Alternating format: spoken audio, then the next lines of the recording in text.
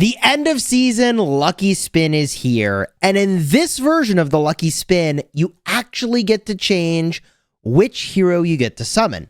So in this video, not only am I going to do the max number of spins, I'm also going to talk about which heroes I think are the best to go for, and I've got some really strong opinions on that.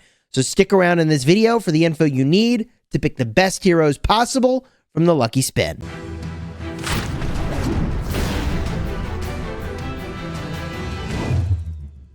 Hello my friends and welcome back. I'm Chisgule Gaming, and today's video is sponsored by the makers of Call of Dragons. And just like we saw in the predecessor to this game, Rise of Kingdoms, they changed around every Lucky Spin event so that you can pick and choose which commander you want to go for. Now in this game we go for heroes, and the choices here are actually limited, and this wheel only happens at the very end of the season. It's the last wheel of the season, in fact.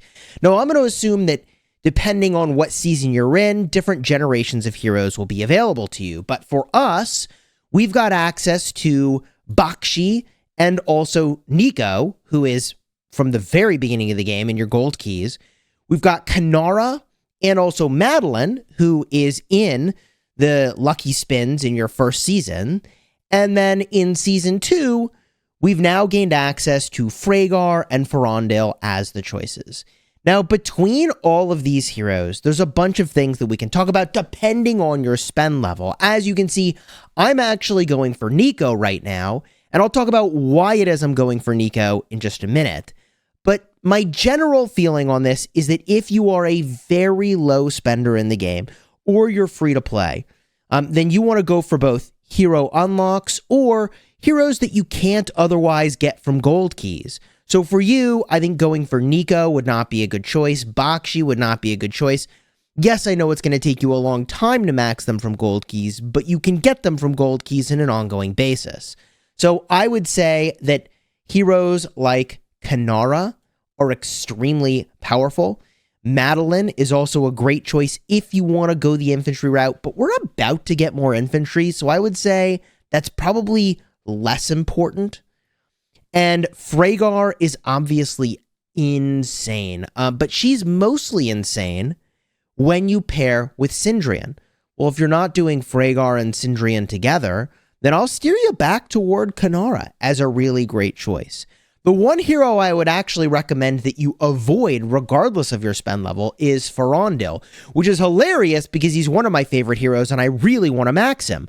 However, I expect in our next season, we're going to have infantry in the Lucky Spin, and then probably toward the end of the season, Ferondale shows up again. So because I think you're going to have more opportunities at Lucky Spins for Ferondale, depending on when you're starting to play the game, I feel like pumping the brakes on him and getting maximum value possible from those wheel spins when you can't actually change the hero, which I think is what's going to happen with Ferondale next season. Yeah, I think it will be a mistake to go max Ferondale now. So instead, I'm going for Nico. And those are my two choices, Ferondale and Nico. Why am I hyped about Nico? And why have I actually been buying Nico from the daily special offer? Look, let me tell you something that's crazy about Nico is that when you have him awakened, and I appreciate that that's not an easy thing to do, but when you have him awakened, the 80% chance to deal 200 damage factor is bonkers. It's so much damage. So when you have this, you basically want to get as many ways as possible to inflict defense break, and then every turn you attack where defense break is applied, you have this 80% chance to deal additional hero skill damage factor 200. But if you add 100% uptime on defense break, which I know you won't, but if you did, okay, that means that every normal attack you do, right, has this chance to do the 200 damage factor. So you're looking at 800 damage factor every 5 seconds. If you have a 10-second skill cycle, you're looking at 1,600 damage factor, okay, just dealt over time, or I guess on different turns. Not to mention the fact that, like, that's just a ridiculous amount of damage. So how would you be able to have that level of uptime on defense break? Well, there's a couple of things. I mean, first of all, Nico does a defense break on his active. Second of all, you've got Kanara, who has a chance to do a defense break as well if you have her awakened. And by the way, if you use Kanara as the primary, then you've got a defense break over here, ambush. So that's yet another way to inflict a defense break, which, by the way, would trigger your Rattle Spear if that's what you're using, which would also trigger your Snow Peak Rock. So, like, even though I generally want to inflict the defense break first with Nico, then do the skill damage from Kanara, I actually might run the combo the other way around, weirdly enough. The other thing I'll point out is when Nico's Legion launches a normal attack on a target Legion that already has a defense break, well, wait a minute. I don't know how this works or if it can trigger twice per turn, but Mighty Slash gives you a chance for an extra normal. Can you get multiple triggers per turn from this thing? Probably not, but I guess what I'm trying to say is I think Nico's pretty damn strong when he's awakened, and I'm going for it. The alternate really strong combo, by the way, if you don't want to use Nico, is that instead you use Hosk and Kanara together, and that's supposed to be just really killer. But I've been using Nico with Kanara and really loving it. And the Rattle Spear, I'm all in, baby. So I'm going to go for this Awakening. I'm very close to it. I'm 14 out of 80 on this skill, and I need, to max this one and then the next skill. So we'll see how many of these tokens I get. If I manage to somehow just like totally shoot the moon and I'm on my way to over like 150 of these tokens, then like, sure, I can switch whenever I want and claim a different hero, which is important to mention. Like, this wheel might be a great way to unlock a bunch of these heroes if for some reason you haven't already unlocked them. Like, you start spinning, claim the reward, and then switch to something else. I think you can do that, but we'll switch right on back to Nico. And we'll get to spinning. I already bought the bundle. The bundles are exactly the same as the ones that you would otherwise be able to get. Let's get to it. The same lucky spin bundles you would normally see. Here we go. Boom. One Nico off rip. Hey, it ain't bad, baby. It ain't bad, but we're going to go big here and do the 5x with the skip because we got stuff to do, baby. So everything on this wheel is amazing. And what I do want to point out, if you watched my video yesterday, the developers did a Q&A, and they revealed something very important. This was technically the October Q&A, but it released at the start of November. And what they said, or at least that's when it was posted in Discord, but what they said in this Q&A is that they're looking at what they might do, if anything, for the situation where you have extra tokens of a legendary hero. Because right now you can't trade them in. By the way, the best thing I can get is these universal G2s. Start to save up for the infantry that are around the corner. So those are just an amazing pickup right now. So it is possible that at some point what the developers will do will add something in that you can exchange your legendary tokens for. Now in Rise of Kingdoms, they had this, and it was really suboptimal in my opinion. It's just my opinion. This is an amazing spin, by the way. But like you can get a small amount of speed ups and like, ooh, full pull on the Nico. Let's go. You get a small amount of speed ups and it was like really unremarkable. And then the developers listened to that feedback and they turned around and later they made another tavern with another type of key. And the trade-in rate is actually insane. It's so good for this other tavern. So I think the developers get that they should do something cool with the legendary tokens, which is why they haven't done anything with them yet after you awaken a hero, which is very good. They don't want people to feel like, dude, why did I trade these in at the exchange shop for peanuts when like there's this bigger thing I would have wanted? So I love that it sounds like the developers are just being really thoughtful about this, which is huge. Do I claim these now? I think I will, but I just want to show that I can switch this before I do. And like, boom, it instantly becomes Ferondale. So that's kind of cool. So you don't have to claim these until you're kind of ready to. I'm just going to go claim them. Easy enough. Bada boom. And I can buy these for gems, right? Yeah, I'm definitely going to buy the max number of these. Even if I'm spinning Ferondale, that's great. I will definitely do that. But let's keep going here. So someone left a comment, I think it was, on my video. And I actually shared this comment with the community managers because I was like, yeah, actually, this is a good idea. So the comment that was left on my video was, hey, what about like skins for the heroes, right? Like, what about a skin? And I've played games where when you get a skin, it gives you some extra bonus stats and it's an alternate look for the hero. And yeah, that would be cool. like a small amount of stats and an alternate look for the hero. It's largely a cosmetic. It's like not over the top, but it's yet another thing that like, sure, whales will go for it, right? And it shouldn't be nutty. It shouldn't be too crazy, but like a little incentive to go for it, I think would be really cool. And that rewards you in an exciting way, in my opinion, so that the way it should be, every time you pull a hero that's legendary, even after they're awakened, you should be like, hell yeah, I got a legendary, right? It should always be like really hype.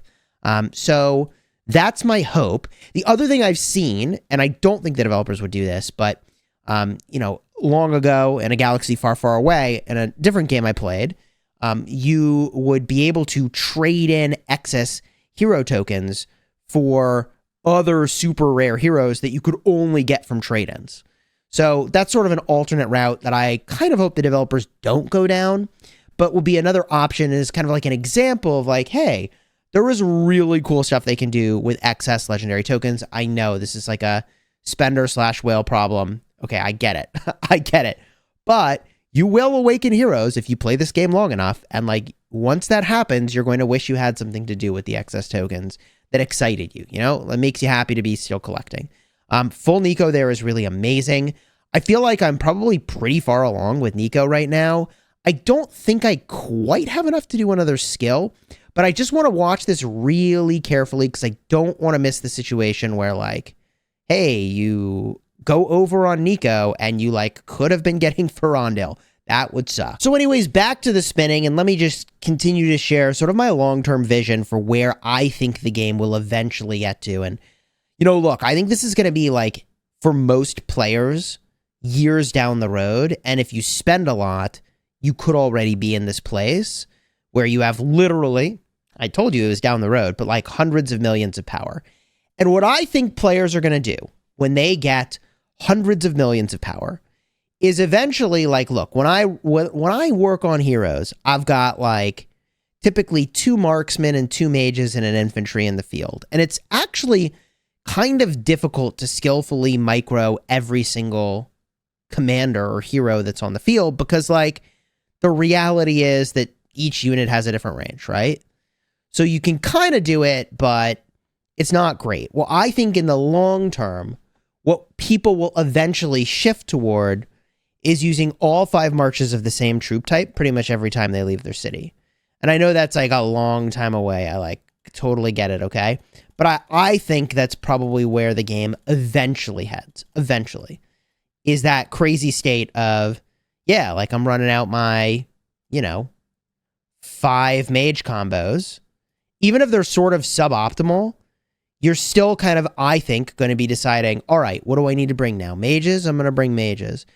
The only thing I'll add as a sort of caveat to that is that I do kind of feel like even if you're bringing full range, you might want to consider 1 infantry march just because of how valuable they are. But I generally think the game is going to move in that direction of, all right, now I'm bringing out marksmen. All right, now I'm bringing out mages. And you cycle through lots of these different things so that you don't blast through all your stamina and then you're like, I have nothing to do.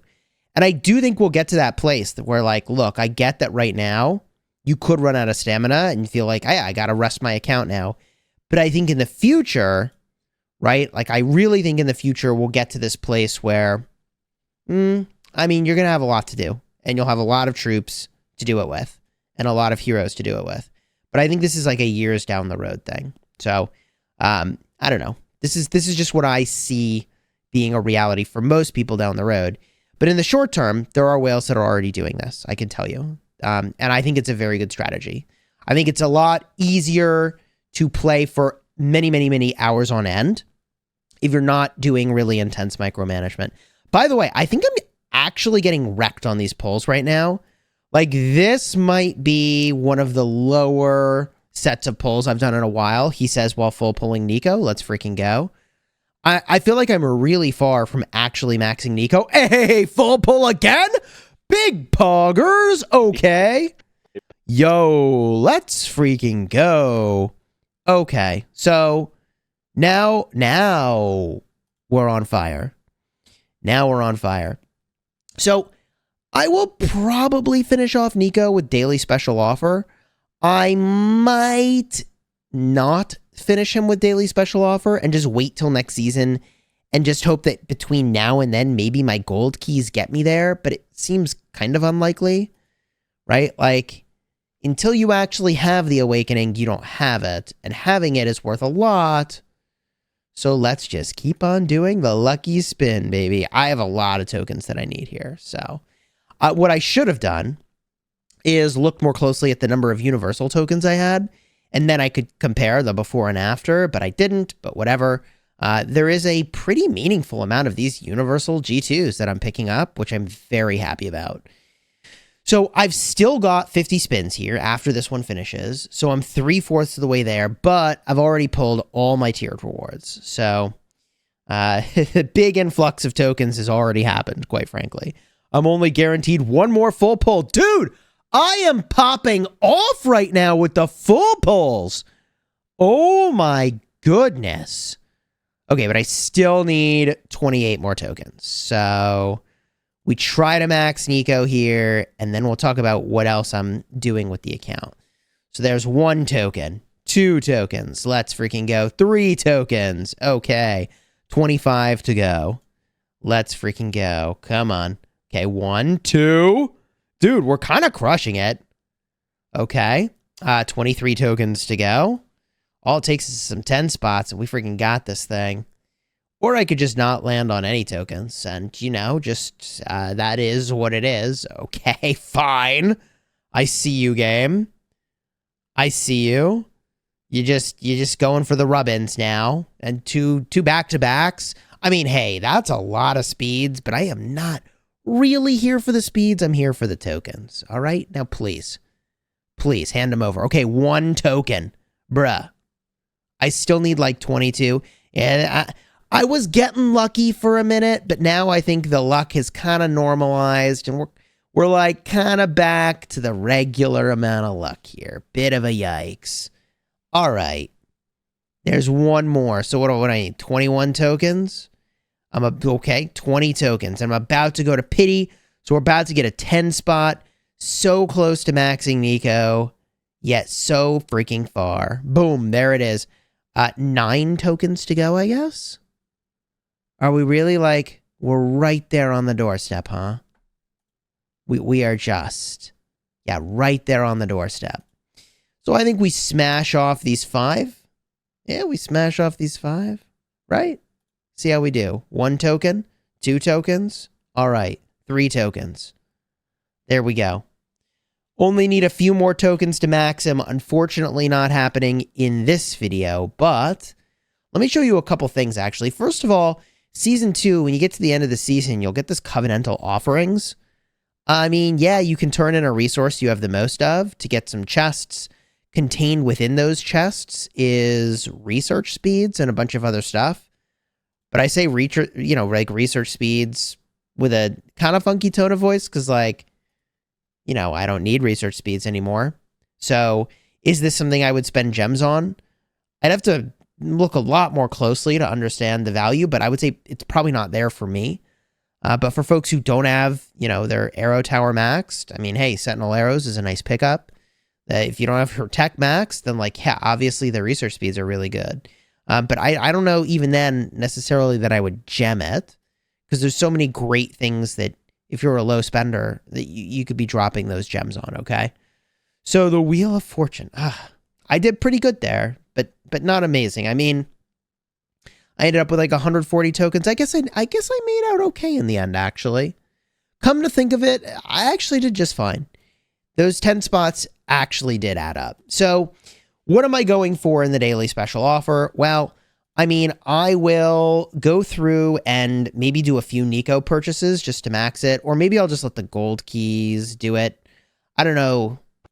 I suppose if I was going to let the gold keys do it, I should have switched to a different hero. But I even think getting him to pull from gold keys for me has been so uncommon. I don't know. I probably would get to the next season and not get him maxed from gold keys. It's a slow process. So I have been pulling Theodore, and the reason I've been pulling Theodore, even though I'm really interested in working on Garwood, I use the heck out of Thea. Emrys is 5542. I mean, I'm not quite on the doorstep, but like I could work on Emrys. But the reason I am working on Theodore is that all these other heroes I can get other ways. I mean, Ferondale, I am betting you, is going to show up in 3 lucky spins next season. 2 where he is associated with the strongest lord, and then 1 at the end of the season, if I had to guess. If I had to guess, I think that, wow, I could even work on Nika, right? There's a lot of heroes in here I could work on. Yeah. So anyways, Ferondale's someone I'm not working on. Theodore, I don't think we're going to get great ways to get him. And I am overdue for making a Theodore video. Theodore is a freaking beast. He is good for rallying, but he's actually designed to be a garrison, and he's a beast garrison. And that is especially relevant if you really care about Roots of War, where like you can rally calves and then boom, garrison calves with a Theodore in there. Ooh, baby, it's good. So that's what's on my list right now. I'm slowly working on Theodore from the, that daily special. I just started doing that. Nico I'll have maxed. So where does that kind of leave me? I mean, when I run out of my city, next season it's going to be new infantry, and I'll make a vid about that. But right now it's, Madeline and Nika paired together. My Madeline is maxed. My Nika's not. Sindrian and Frhagar go together. Nico and Kanara go together. And I'll bring 2 mages, which currently is Lily Hosk, which I really don't love. But I need to conserve stamina on Thea. I'll talk about that in a second. So I use Lily and Hosk, and I'll use Waldir with Velen, right? Frost mages, Oh, yeah, by the way, on the topic of defense break, also, Breath of Jargontis. Oh, my God. Like, I was saying, oh, well, what if defense break was constantly on your enemy? Well, 20-second defense break, 10 enemy legions. That's a way to get a defense break inflicted on the enemy, by the way. Take advantage of that awakening over here. So that's like my typical ball, right? I have 2 marksmen, 2 mages, and my infantry. But when I run around with flyers, I use Thea, and I will pair with Craig. And then I will use Ferondale, and I will pair with Frhagar. And that has just been working insanely well for me as a sort of flying duo. So I'm just going to keep doing that. So that's where I'm at with the heroes so far. We're at 1, 2, 3, 4, 5, 6, 7, 8 heroes awakened, which is actually pretty good. My biggest deficiencies are unfortunately in Garwood, who I've really come to sort of value, I would say, more and more. Specifically, I think I would prefer to shift to Madeline Garwood and away from Madeline with Nika. I think that's what I want to do. And then, the weird thing about Theodore is that, like, I'm telling you, I just don't use regular cavalry almost at all. It's flying cavalry or bust for me. So, like, Bakshi got almost no use. Although, I got some special uses for him I'll maybe talk about in another vid, all right? If you enjoyed this vid, throw a like on here. Consider subscribing. If you want to see the patch notes that were very recently released, I'll have a card in the end screen with my evaluation of that. Alternatively, if you want to see that dev Q&A I was talking about, card will be in the end screen, and I hope you check that out.